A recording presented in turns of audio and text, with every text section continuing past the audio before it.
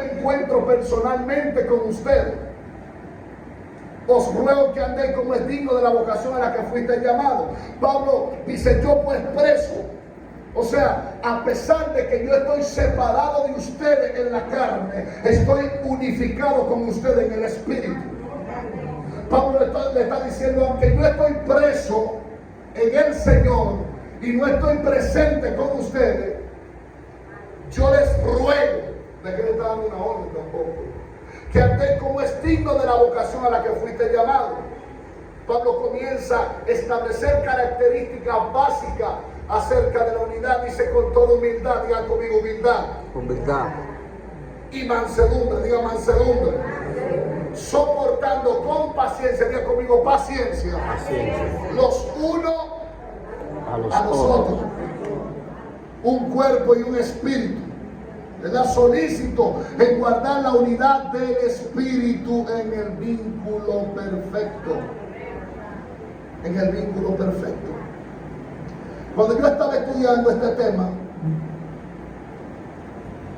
a mí me gustó mucho, porque uno de los problemas fundamentales o más grandes que la iglesia en este siglo está enfrentando es las diferentes corrientes de pensamiento que se han levantado en la iglesia. Tenemos diferentes corrientes de pensamiento. Tenemos una corriente de pensamiento mesiánico. Tenemos una corriente de pensamiento místico. Tenemos una corriente de pensamiento teológica. Pero ¿sabe una cosa que yo quiero resaltar? Es que sin importar la corriente de pensamiento que nosotros tengamos, todos debemos tener claro algo, y es que todos debemos estar unidos en el propósito que nos concierne estar unidos. ¿Para qué Dios nos diseñó? ¿Para qué Dios nos estableció en la tierra? Aunque existan diferentes corrientes de pensamiento, el propósito es uno. El propósito es poder reconciliar a los hombres de la tierra con el propósito de Dios, a fin de que los hombres tengan entrada al reino de los cielos. ¿Alguien entiende lo que estoy diciendo? O sea que sin importar la corriente de pensamiento, yo quiero conectar a la humanidad con el propósito de Dios. Y Pablo dice, hasta que todos lleguemos a la unidad de la fe. Y la palabra unidad proviene del latín unitas, que significa la calidad de lo que es único e indivisible. Es lo que se considera de forma individual y no en plural. O sea que no se puede pluralizar. Aunque existen diferentes conceptos, aunque existen diferentes doctrinas, aunque existen diferentes corrientes de pensamiento, el propósito que nos une es tan poderoso y es tan fuerte que somos indivisibles. No sé si me están entendiendo. O sea que no podemos ser divididos a pesar de las diferentes corrientes de pensamiento que creencias. Dios nos enseña que sin importar la diversidad que existe en el pensamiento, puede haber unidad en la diversidad. Porque, por ejemplo, no todos aquí pensamos de la misma forma, pero todos tenemos un mismo propósito. Todos tenemos un mismo propósito. El diccionario de la Real Academia de Lengua Española define la palabra unidad como la propiedad de todo ser, virtud de la cual no puede dividirse sin que su esencia se destruya o se altere. O sea que la palabra unidad denota que lo que se divide pierde la esencia. Y como Dios no nos llamó a nosotros a perder la esencia, sino a mantenerla, por eso debemos estar unidos a pesar de lo que pueda levantarse en el camino y la diferencia que podamos tener. ¿Alguien entiende lo que estoy diciendo? ¿Por qué? Porque lo que se divide se destruye. Lo que se divide pierde la esencia. Lo que se divide pierde la razón de existir porque pierde fuerza. Aleluya. Pierde fuerza. La unidad de la fe es que todos los creyentes tengamos las mismas ideas y conceptos con relación a la fe. Uno de los problemas más fuertes de la iglesia, como venía diciendo, es poder mantener la unidad de la iglesia. Es poder mantener la unidad de la iglesia. Cuando nosotros leemos las Sagradas Escrituras nos damos cuenta de la unidad de los escritores en cuanto al lenguaje, que aunque escribieron en diferentes épocas, en diferentes circunstancias, vemos que todos los escritos tienen una conexión con lo que el Eterno quería transmitir. O sea, el Eterno hablaba del Mesías, hablaba de Yeshua, de Cristo, ellos hablaban acerca de Jesús. Y todo lo que escribían tenía que ver y se conectaba con lo que venía.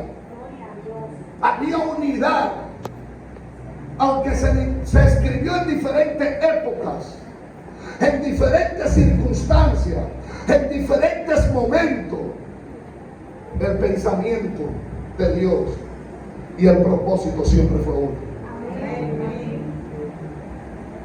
Cuando nosotros conocemos el sacerdocio que portamos de parte de Dios, nosotros vivimos conforme a lo que Dios estableció. Un sacerdote es alguien que reconcilia, alguien que interviene, alguien que intercede por la humanidad. Yo no tengo tiempo de enfocarme en las falencias y debilidades de otros, porque estoy conectado con el propósito.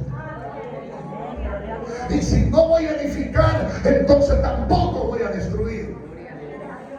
A su nombre, gloria. ¿Por qué? Porque estoy conectado con el pensamiento de Dios.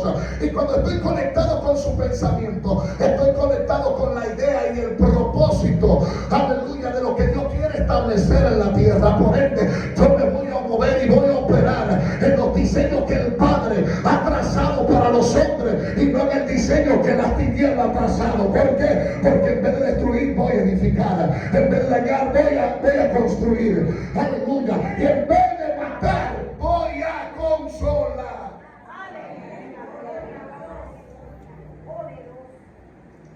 Aleluya. Voy a operar en el ministerio de la reconciliación. Voy a intervenir, voy a interceder. Mire, debemos nosotros entender que la multiforme gracia de Dios, y es que aunque existan diversidad de dones, operaciones, ministerios, todos somos un cuerpo. Ay, se fueron. Todos somos un cuerpo. Y hay un problema que le voy a citar muy fuerte en este día. Y el problema es el individualismo. ¿Alguien sabe lo que es individualismo? El individualismo no debería existir en la iglesia. ¿Por qué? Porque cuando somos individualistas, entonces perdemos la visión y el diseño de cuerpo. ¿Alguien entiende lo que digo? Cuando tengo un pensamiento y una visión individualista, todo lo que hago lo voy a hacer para alimentar el ego que tengo y no para edificar lo que Dios me ha entregado.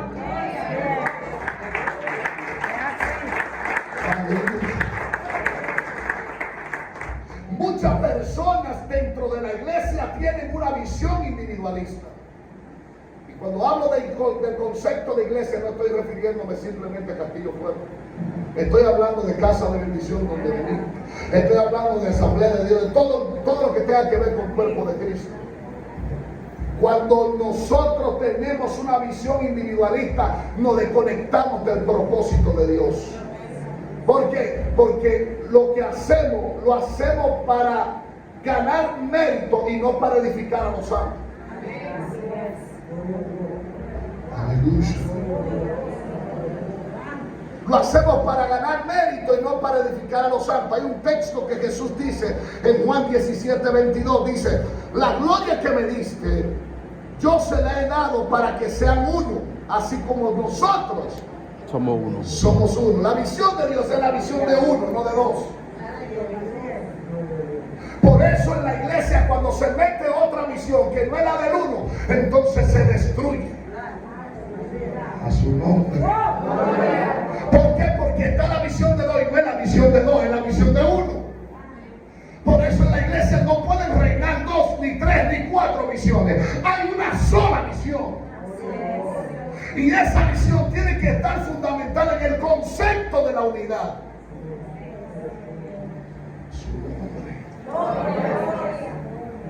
Jesús dice, la gloria que tú me diste. Bueno, vamos a estudiar el concepto de gloria. El gloria en hebreo es kabod.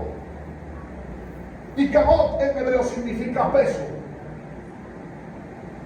Y tiene que ver con honor. Tiene que ver con posición. Y claramente cuando habla de la gloria está refiriéndose a Cristo. Jesús dice, la gloria que me diste. Si nos vamos al término griego, en griego es la palabra doxa. Es lo mismo prácticamente. Doxa y kabod.